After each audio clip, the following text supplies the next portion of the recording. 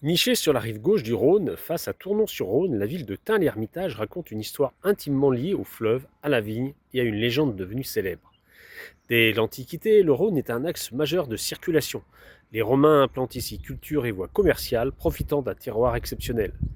Déjà, la vigne s'accroche aux pentes abruptes de la colline qui domine la ville, annonçant ce qui deviendra l'un des plus grands crus de la vallée du Rhône. Mais c'est au Moyen Âge que naît l'identité profonde de Tain. Selon la tradition, un chevalier revenu des croisades choisit de vivre en ermite sur cette colline. Il y construit une chapelle et se retire du monde.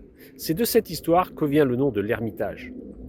Peu à peu, les terres alentours sont cultivées et le vin qui est produit gagne en réputation. Au fil des siècles, Tain se développe comme un bourg viticole prospère. Le Rhône reste une artère essentielle. Il transporte les barriques vers Lyon, puis vers le reste de l'Europe. Les vins de l'Ermitage deviennent synonymes d'excellence, appréciés jusqu'aux tables royales. À partir du XIXe siècle, la ville connaît un nouvel essor. Le pont reliant Tain à Tournon facilite les échanges et renforce les liens entre les deux rives.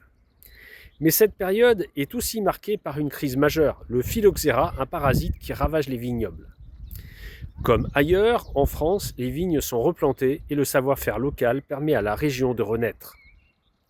Au XXe siècle, Tain-l'Hermitage consolide son identité autour de deux piliers, le vin et la gastronomie.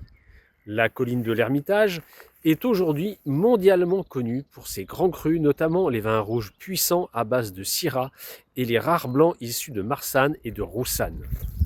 Mais Tain ne se limite pas en vin.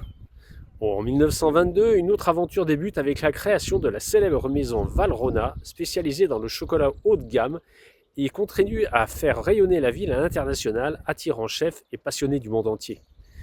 Aujourd'hui, Tain-l'Hermitage est une petite ville qui a su préserver son âme.